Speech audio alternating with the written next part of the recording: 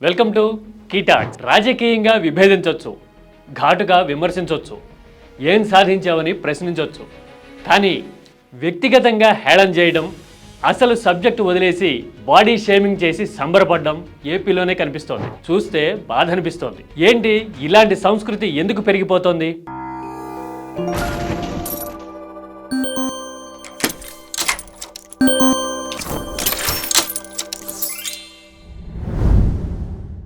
పవన్ కళ్యాణ్కి ఫిట్నెస్ లేదా? పవన్ ఇలా అయిపోయాడేంటి?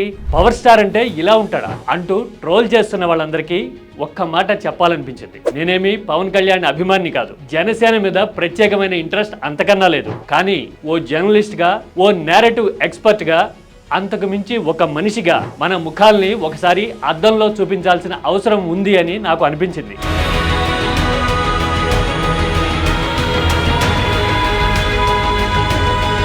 కుచ్ పానా హైతో కుచ్ కోనా పడతా అని ఒక మాట ఉంటుంది. అంటే ఏదైనా సాధించాలంటే ఎంతైనా వదులుకునేందుకు సిద్ధపడాలి అని అర్థం.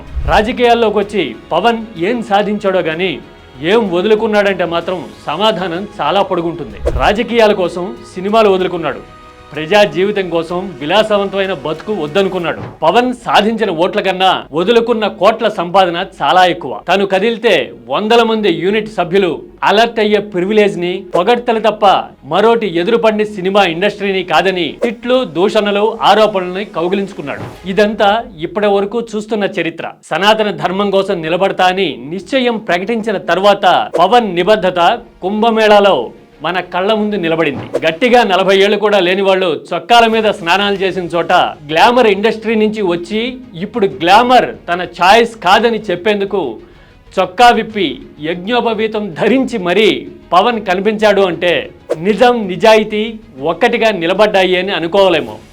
దీనికి కారణమేంటో చాలా మందికి అర్థం కాకపోయి ఉండొచ్చు. సనాతన ధర్మం గురించి ఆదిశంకరుడు చెప్పిన ఒక శ్లోకం ఉంటుంది. సత్సంగత్వే నిస్సంగత్వం, నిస్సంగత్వే నిర్మోహత్వం, నిర్మోహత్వే నిశ్చలతత్వం అంటాడు ఆదిశంకరుడు. అంటే ధర్మంతో కలిసి బతికేవాడు ఆకర్షణకి లొంగడు, ఆకర్షణకి లొంగనవాడు నిశ్చలంగా బహుశా పవన్ కళ్యాణ్ లాగా నిలబడతాడు. అందులో ఎలాంటి ఫిల్టర్స్ లేవు.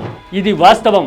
ఇది నేనిప్పుడు పవర్ స్టార్ని కాదు, గుడుంబ సత్తిగాన్ని సవాల్ చేసిన కుర్రోడ్ని అంతకన్నా కాదు. ఓ సిద్ధాంతం కోసం వ్యక్తిగత జీవితాన్ని, ప్రయోజనాల్ని ఫణంగా పెట్టి పోరాటంలో దిగిన సైనికుడిని నేను అని పవన్ కళ్యాణ్ చెప్పాలనుకుంటున్నట్టుగా కనిపించాడు. కుంభమేళాలో కనిపించిన దృశ్యం అయితే ఇదే.